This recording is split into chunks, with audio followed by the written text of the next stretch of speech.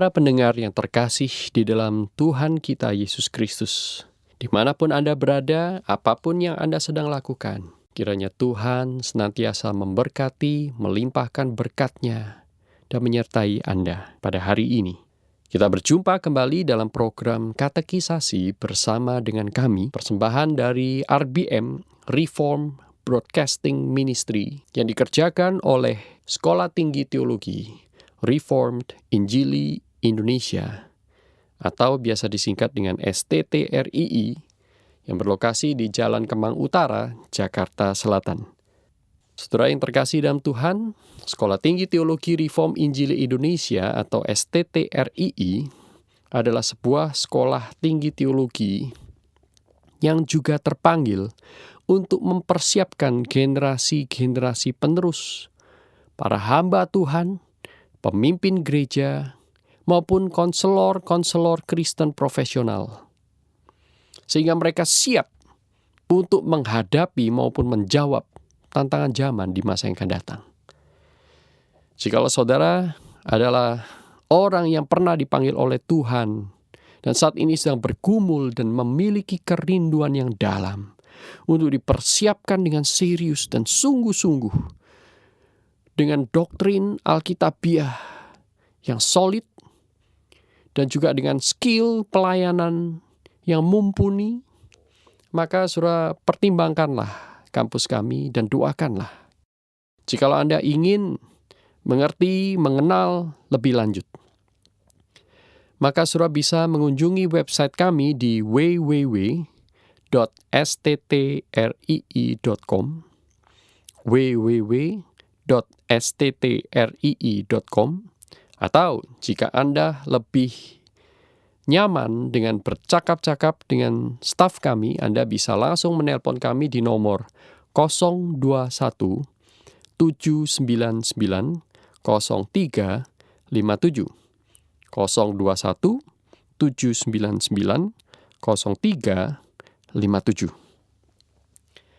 Nah, saudara yang terkasih dalam Tuhan, saat ini kita sampai kepada pertanyaan dan jawaban nomor 62, 63, dan 64 di dalam Katekismus Heidelberg. Beberapa waktu yang lalu kita sudah membahas tentang apa manfaat kita mempunyai iman yang sejati. Tidak lain adalah kita mendapatkan kebenaran dari Allah dan kita menjadi ahli waris hidup yang kekal. Dan sekali lagi, itu semua bukan karena perbuatan dari diri manusia, tetapi perbuatan dari Allah di dalam Yesus Kristus, yang sudah melahirbarukan kita, menggerakkan kemauan kita untuk percaya kepadanya, mengadopsi kita, mengubah kita dari dalam. Nah, di nomor 62 ini, saudaraku, pertanyaan dan jawaban Katekismus Heidelberg berkata demikian. Tetapi, apa sebabnya perbuatan baik kita tidak dapat menjadi kebenaran kita di hadapan Allah, meskipun hanya sebagian saja? Nah kan di sebelumnya kita sudah membahas bahwa bukan karena jasa perbuatan baik kita, apapun tidak ada sumbangsih dalam keselamatan atau menjadikan kita benar. Nah maka pertanyaan ini melanjutkan, masa sih tidak bisa? Sama sekali tidak bisa. Maka jawaban dari Katekismus Heidelberg adalah karena kebenaran yang dapat bertahan di hadapan pengadilan Allah haruslah sungguh-sungguh sempurna dan di dalam segala hal sesuai dengan hukum Allah. Nah, karena perbuatan kita yang terbaik pun dalam hidup ini tidak mungkin sempurna dan selalu tercemar oleh karena dosa, maka kita tidak bisa diselamatkan karena perbuatan baik kita. Nah, saudaraku, Galatia 3 ayat 10 itu berkata dengan jelas, karena semua orang yang hidup dari pekerjaan hukum Taurat berada di bawah kutuk. Sebab ada tertulis, terkutuklah orang yang tidak setia melakukan segala sesuatu yang tertulis dalam kitab hukum Taurat.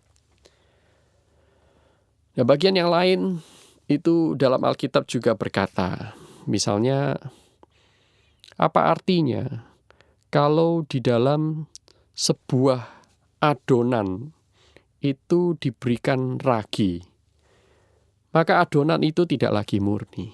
Nah, saudara bisa membayangkan sebagaimana kita mengerti dalam peribahasa Indonesia. Karena nila setitik, maka rusak susu sebelanga. Nah, saudaraku, kira-kira seperti itu yang menggambarkan apa yang Alkitab ingin katakan kepada kita hari ini. Yaitu bahwa Allah itu melihat manusia secara keseluruhan. Allah tidak melihat kita dari bagian-bagian kecil. Tetapi Allah melihat kita, jiwa kita, tubuh kita secara keseluruhan. Secara keseluruhan siapakah kita ini? Nah, orang-orang yang sudah jatuh dalam dosa, tercemar oleh dosa, yang tercemar itu bukan hanya tubuhnya menjadi nggak bisa hidup ratusan tahun, tetapi juga jiwanya yang selalu ingin melarikan diri dari Allah. Sehingga sekalipun manusia yang melarikan diri dari Allah ini tetap mendapatkan apa yang disebut sebagai anugerah umum, mereka masih bisa melakukan pekerjaan-pekerjaan yang relatif baik menurut manusia. Orang tua yang menjaga anaknya, menyekolahkan mereka, bahkan rela berkorban. Pegawai yang dengan jujur bekerja, tidak korupsi. Bos, majikan yang memanusiakan manusia yang lain. Nah, saudaraku, pekerjaan-pekerjaan itu adalah pekerjaan-pekerjaan baik. Ya, benar. Tetapi itu adalah pekerjaan-pekerjaan baik yang juga disebabkan atau dihasilkan lewat anugerah umum Allah. Tapi ini anugerah umum. Nah, kalau manusia itu dilepaskan begitu saja tanpa anugerah umum sekalipun, maka manusia akan menjadi jahat sejahat-jahatnya. Mereka bisa menjadi. Sehingga kita melihat, saudaraku, bahwa tidak ada orang yang dari dalam dirinya itu bisa memenuhi standar kekudusan dan kebenaran Allah. Bahkan kebaikan yang relatif itu pun, itu bisa terjadi sebenarnya karena anugerah Allah. Jadi bukan karena usaha, jasa baik, ataupun kontribusi manusia yang secara esensial di dalamnya. Tidak, saudaraku. Sehingga tidak ada satupun perbuatan baik yang pada dirinya sendiri bisa menjadi penebusan bagi dosa-dosa saudara dan saya. Karena nila setitik rusak susu sebelanga. Nah, nila setitik ini setitik apa? Nah, saudaraku, kita rusak. Segala sesuatu menjadi rusak. Kita tercemar. Segala sesuatu menjadi tercemar. Karena ada bagian esensial di dalam diri kita yang membuat semuanya menjadi tidak berharga. Nah, kalau saudara pergi ke junkyard, ya, pergi ke pasar yang menjual barang-barang second hand misalnya. Nah, saudara melihat bahwa sekalipun barang-barang itu tidak utuh, misalnya pretelan dari sepeda motor, mobil, aksesoris, dan sebagainya. Sekalipun tidak utuh tapi masih ada harganya. Karena apa? Karena memang masing-masing itu mempunyai harga dan nilai. Dan mereka dihargai, mempunyai harga sekalipun terlepas dari sepeda motor. Misalnya kalau itu adalah spion sepeda motor. Tetapi hidup manusia tidak seperti itu. Manusia hanya mempunyai nilai ketika mereka berelasi dengan Allah. Berelasi tentu di sini artinya relasi positif. Nah, ketika relasi yang positif ini hilang, maka semua yang dikerjakan oleh manusia itu semuanya melawan Allah. Nah, Roma 3 ayat 10 berkata, tidak seorang pun benar, tidak seorang pun mencari Allah. Loh, kenapa mereka tidak mencari Allah? Kenapa mereka tidak benar? Karena mereka melawan Allah. Dalam perjanjian lama, dalam Kejadian pasal 6 misalnya, sudah muncul, saudaraku, di sana bahwa dari dalam hati manusia, semua yang muncul itu adalah kejahatan. Tidak cari kehendak Tuhan, melawan kehendak Tuhan. Tidak mencari Allah, ingin membuat Allah bagi diri sendiri. Waktu kita bekerja, kita tidak mau bekerja untuk Allah, tapi bekerja untuk kenikmatan, keuntungan diri sendiri. Nah, saudaraku, itulah yang ada dalam diri manusia. Sehingga perbuatan yang relatif menurut manusia yang lain itu baik. Tetap, jikalau tidak dikerjakan untuk melayani, memuliakan Allah, maka semuanya itu tidak memenuhi standar kekudusan kebenaran Allah.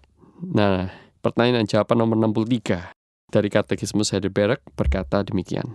Apa? Adakah perbuatan baik kita tidak menghasilkan ganjaran? Padahal Allah hendak memberi ganjaran, baik dalam hidup sekarang ini maupun dalam hidup yang akan datang.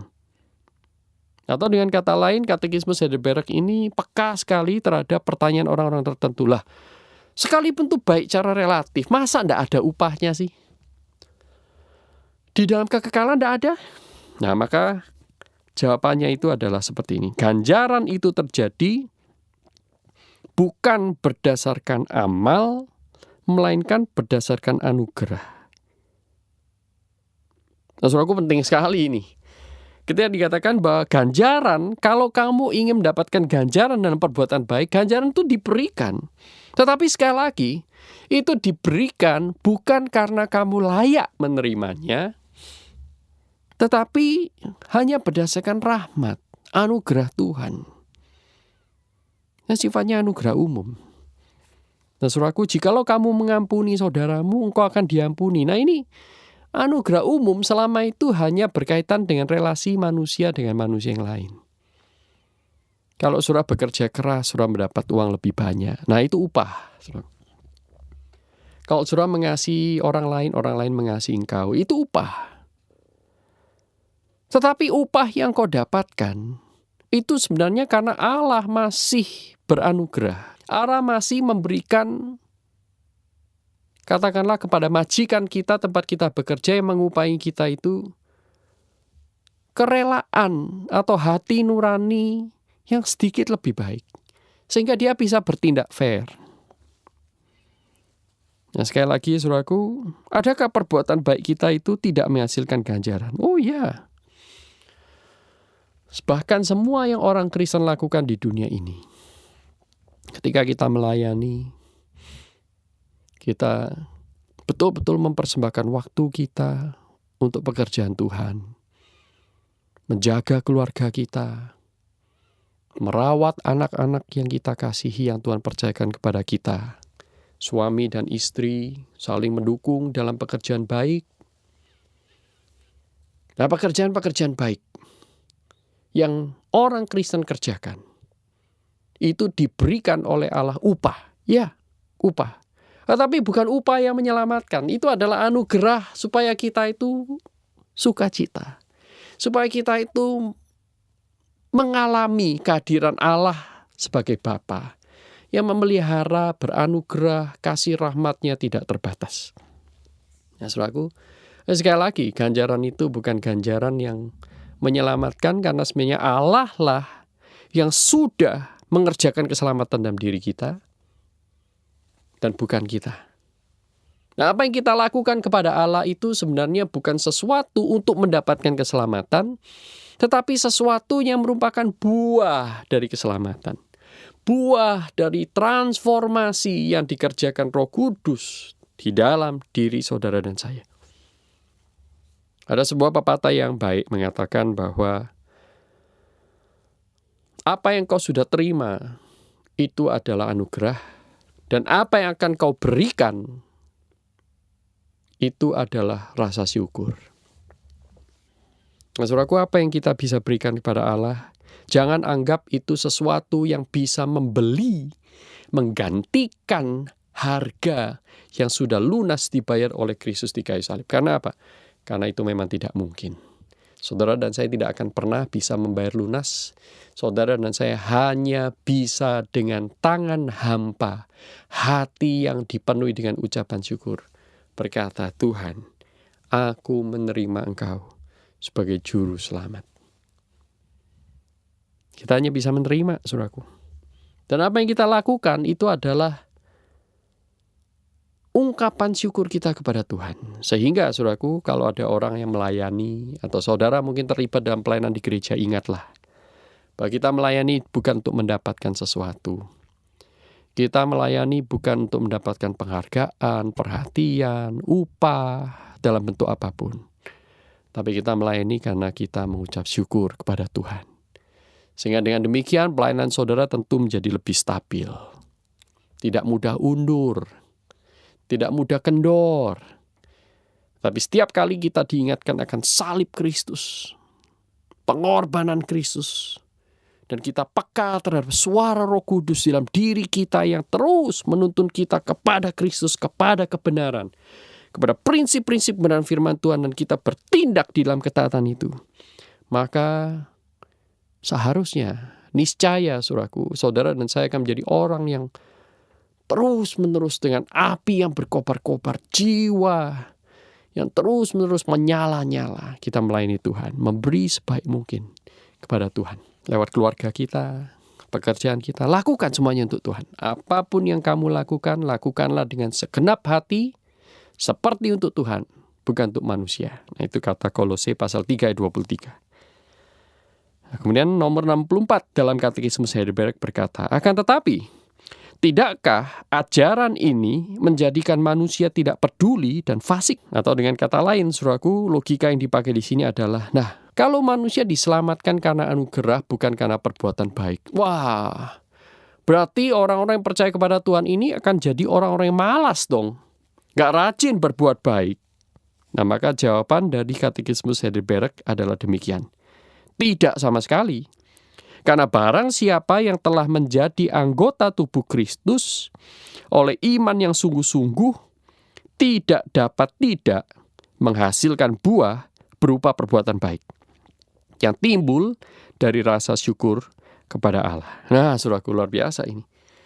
Jadi hal ini menegaskan kembali akan apa yang Alkitab selama ini ajarkan, yaitu bahwa orang-orang yang hidup di dalam Kristus bukanlah orang-orang yang malas, tetapi mereka yang betul-betul menghasilkan perbuatan baik yang sejati, yang dikehendaki Tuhan, yang dipimpin oleh Roh Kudus, yang semakin hari kalau kita lakukan, kita menjadi semakin serupa Kristus.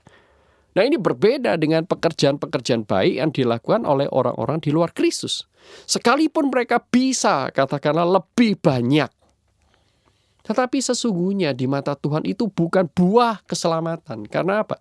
Mereka melakukannya dengan motivasi yang salah. Bukan untuk mencari Allah, tetapi mereka membuat Allah bagi diri mereka sendiri. Nah, saudaraku yang terkasih dalam Tuhan, orang-orang yang beriman akan menghasilkan buah perbuatan baik yang nyata, yang sejati. Nah, ini saudara. Nah, semakin seorang itu beriman, bertumbuh, semakin dia berbuat baik, bukan menjadi semakin malas. Kalau dia menjadi semakin malas, itu menunjukkan bahwa imannya sedang kendor, lemah, sakit. Tidak bisa bekerja. Tapi kalau seorang itu dekat dengan Tuhan, semakin dekat dengan Tuhan, maka dia akan semakin bersemangat. Jika kita dekatkan diri kita dengan api, semakin dekat kita menjadi semakin panas, bukan menjadi semakin dingin. Sama dengan hal itu. Semakin dekat dengan Tuhan, semakin melayani dan memberi yang terbaik kepada Tuhan. Nah, kiranya Tuhan memberkati kita semua. Tuhan menuntun Anda, menjadikan Anda lebih peka akan suara Roh Kudus, merelakan diri, taat di bawah pimpinan firman Tuhan, menyerupai Kristus. Persembahan dari Sekolah Tinggi Teologi Reform Injili Indonesia di Jakarta Selatan, di Jalan Kemang Utara. Tuhan memberkati.